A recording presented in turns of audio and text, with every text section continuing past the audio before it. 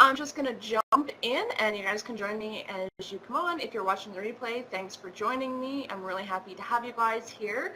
So for those who don't know who I am, I'm Jen Goodfriend. I'm a psychic love and relationship coach, and I help successful women find their Mr. Right, and right now, find that committed relationship that you desire, because that Mr. Right is out there. Finding that commitment is there. Like, you all deserve to find your Mr. Right in a happy, committed relationship, that dream relationship that you want. And you can have that. Sometimes it just takes a little bit of work. So I'm here to give you some more wisdom today about how communication can help you get that dream relationship, because communication in a relationship is so important, especially at the beginning of a relationship.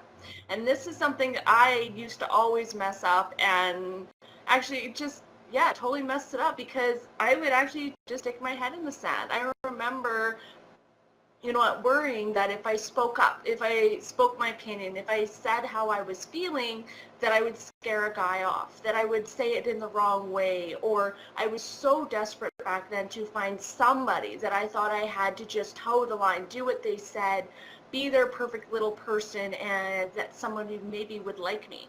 And that never worked. It doesn't work when we're just this quiet little church mouse and we're not saying anything and we're not doing anything, we're not standing up for ourselves. We're attracting the wrong kind of person to begin with, because somebody who truly loved us and cared about us and wanted to be with us would want to know our opinions, would want to know when we're upset, would want to know when something isn't right. They don't want us just to be a yes sir kind of person. They don't want us just to agree with them. They don't want us to go along, because that's not what love is about. That's not what a relationship is about. So at the beginning of a relationship, it's really important to learn how to speak your mind, to learn how to communicate your standards, your preferences, what you want, what you desire, and what's important to you. Because it's important to get these things out at the beginning of a relationship so that you can see, are you compatible or are you not? So things like, if you haven't had kids yet and you really, really want kids, and you're with somebody who already has kids or maybe doesn't even want kids at all, that's important to get that out at the beginning. That's important to talk about that. You can't just be like, oh, but he's a great guy, so maybe I'll just give up, at the goal of having children. No, you can't do that. You can't give up on your opinions just to try and make somebody else happy, just to try and keep somebody in your life.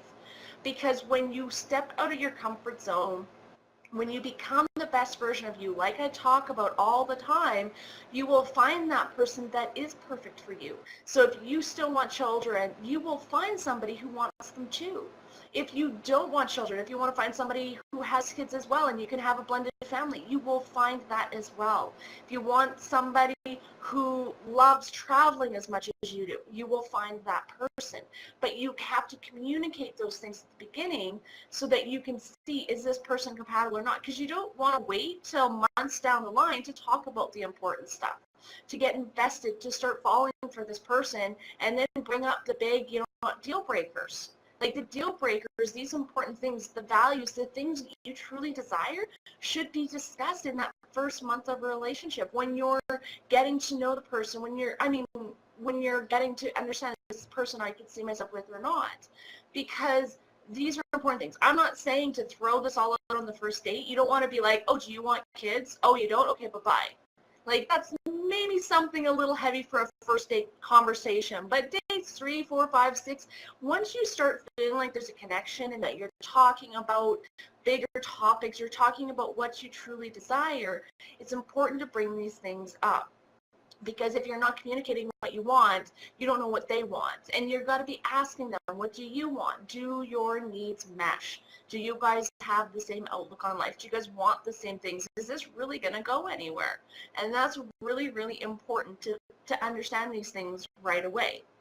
Now, another area where communication is super important is when it comes to communicating you and your standards, what you will and will not accept. So it's almost like boundaries, and not putting out those boundaries and saying, hey, I don't agree with this. So say you're on a date with somebody and they do something that you maybe don't like so much, or you're not so sure about, maybe something that upsets you a little bit. Don't just hold it in. I mean, I used to be that person. Again, I was trying to please them. I was so scared that he was going to leave me if I said something, if I brought something up, and I was just always concerned. So I wouldn't say something. So say I was on a date with somebody and he was maybe checking out another woman. I wouldn't say anything to him. I would let it slide. Nowadays, that never, ever would have happened. If some guy was checking out some other chick when we were on a date, I would be, having a conversation and being, okay, do you really think that's appropriate? Like, do you really think checking out other women when you're on a date with me is appropriate behavior? And you know what? If he's a kind, honest gentleman, if he's a high-quality man, he's going to be apologizing. He's going to be doing everything he can to make it up to you. Actually, he probably wouldn't have even done it in the first place to, come to mind. But sometimes things happen. You never know what could have happened. But you need to bring that up. You can't just ignore that. That's unhealthy behavior. That's wrong. And you holding it in, you not saying anything, is unhealthy behavior on your part. You are hiding the things that are important to you. If that upsets you, you need to say something. Or it's just going to fester. It's going to sit inside of you. It's going to well up along with all the other things that you don't say to somebody until you explode on them one day, or you explode on somebody else because you need to get that out. And you know what, you're going to continue maybe dating this person, even though there's all these little things that are popping up that are annoying you that you haven't said to them that are annoying you. So then it's just building, and eventually you're going to go, what the hell am I doing? Because that's what I did. I actually married one of these guys. And I got to a point in my marriage where I was like, why? Why am I this far? I remember the day I got engaged. Weeks before that, I remember we were on a vacation. We were out with a friend and we were at an event. And he was driving me absolutely batshit crazy. Like, I was going nuts, going, what the hell am I doing with this person? Like, he's driving me crazy. He's acting like a little child. And I didn't say anything. Like, I hadn't said anything before. A couple weeks later, he proposes to me. And I'm going, oh my God, what do I say? Like, what can I possibly say to this situation? So I stuck my head in the sand again. So the thing is when you don't communicate properly, when you're not telling people when they do something wrong, when you're not telling a guy that this behavior is not acceptable, you're just sticking your head in the sand and you're ignoring it. And then it's never going to go away. It's never going to get better. And you know what? These behaviors, if they start stacking up, this person probably isn't the right one for you anyway. Because if there's these multiple behaviors, why are you putting up with this? Why not move on and find somebody that fits you better?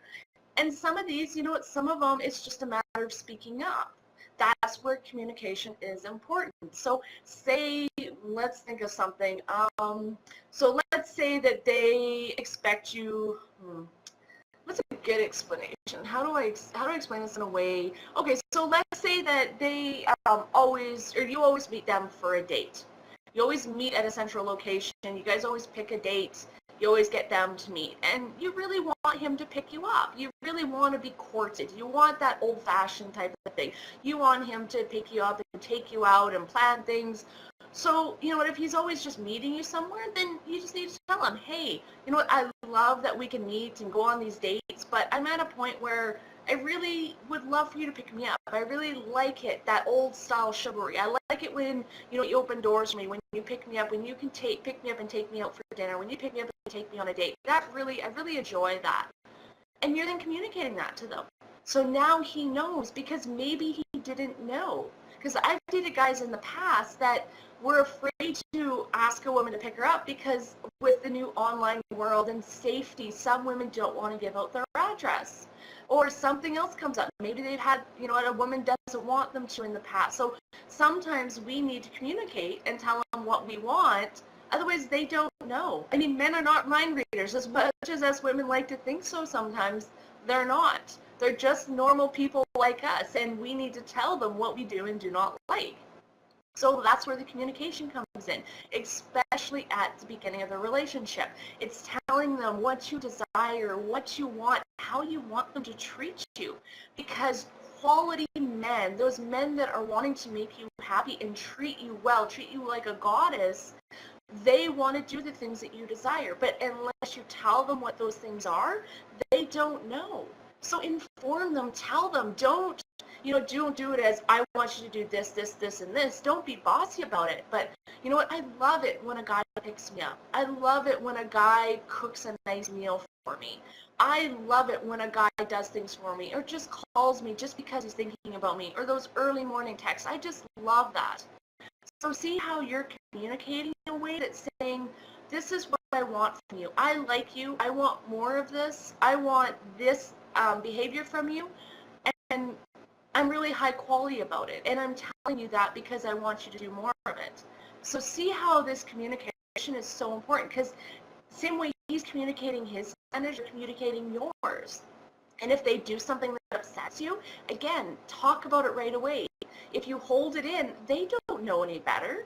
Because a lot of guys, they will make a change if you tell them. The quality guys, if you say, hey, that behavior upset me, or that behavior turned me off, or that behavior, I'm just not so sure about that. Tell that to a guy, and he's going to be like, oh my God, okay, like, I'm sorry. And, if it's not one of his non-negotiables, you guys can probably work something out. If it's a behavior that's important to him, that he, and is part of his life, then that just shows you sooner rather than later that you guys maybe aren't compatible, because not everybody is compatible. They may be great in 80% of the way, but there's that other 20% that maybe they're not. And that 20% can be big. And that 20% can be the make or break. But know that there's other guys out there. Don't be worried about, oh, but he's almost perfect. You know what? Almost isn't perfect enough for you. There is that guy that's 100% perfect. Because trust me, I've seen it from myself, and I've seen it from many, many other women who think, but I just got to hold on a little bit longer. Like, this guy's almost perfect, but if I let him go, I won't find any better. But the thing is you will find better. But if you hold on to the guy that isn't perfect, you won't find the guy that is perfect. Because if you're with somebody, I've always said this, if you're with somebody else, your knight in shining armor is not going to ride in on his white horse and save you from the previous relationship or from that other guy. It's not the way men work. They have a bit of a code. Yes, there are some guys that will come in and sweep you off your feet. But generally, if you're in a relationship, another man is going to back off. He's not going to say anything. He's not going to do anything. He's not going to pursue you. So if you're not 100% satisfied, if your communication isn't there, if you're not telling him, or even if you are telling him what you like and you're not getting what you want, you need to move on. You need to find the guy that's going to give you 100%. And when you communicate what you want, when you communicate what you like and don't like, and when there's that open line of communication between both of you, that is truly important, because you can't hold anything in.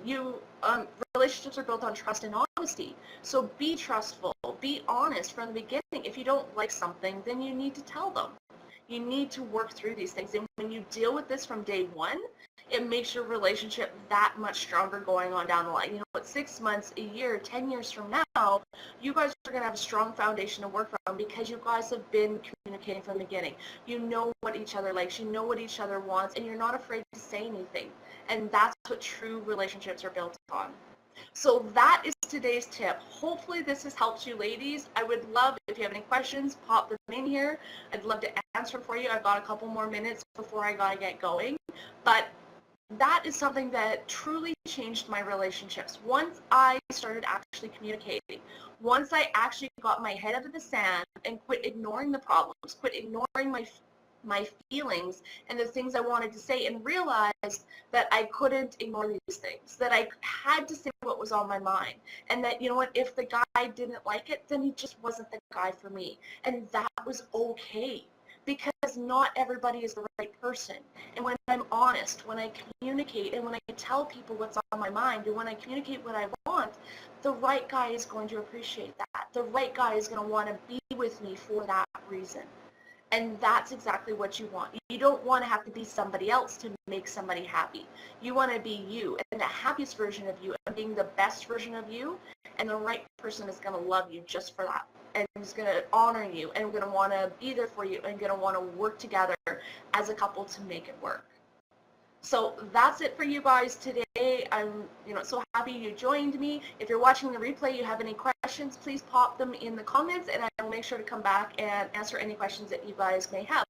Otherwise, I'm off and about. See you guys again on Thursday, about 6 p.m. Again, just depends on my schedule. I'll let you guys know in the morning. But you guys have a wonderful day, and I will talk to you very soon.